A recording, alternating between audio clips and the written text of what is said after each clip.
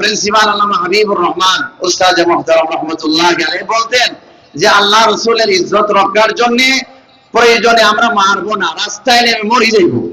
জোরে বলেন কি করব? দরকারে আমাদের জীবন আমরা আল্লাহ আমাদেরকে জীবন দিয়েছেন, যে রাসূলুল্লাহর মাধ্যমে আমরা কোরআন পেয়েছি, আল্লাহকে চিনতে পেরেছি। আমাদের মরার পরে কবর জগৎ আছে, হাসর নাসর ফুলসিরাত মিজান, জান্নাত জাহান্নাম আছে, জাহান্নাম থেকে বাঁচতে হবে, জান্নাতে যাওয়া লাগবে। এই সমস্ত বিষয়াদি যে রাসূলুল্লাহ সাল্লাল্লাহু আলাইহি ওয়াসাল্লাম আমাদেরকে শিখিয়েছেন, সেই নবীজির ইজ্জতের উপর হামলা আসবে আর আমরা নীরবে বরদাস্ত করব, তা হতে পারে না। প্রয়োজনে আমরা কাউকে মারবো না, নিজেরা মরে যাব।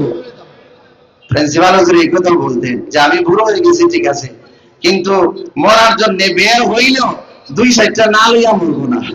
এত সহজ মনে করিও না যে আল্লাহ রাসূলের ইজ্জত রক্ষার জন্য মাঠে নামবো আর কেউ এসে আমাদেরকে শেষ করে দিবে আর আমরা ইন্নাল্লাহা মা'আস সাবিরিন বলবো হাত পা উঠাইয়া।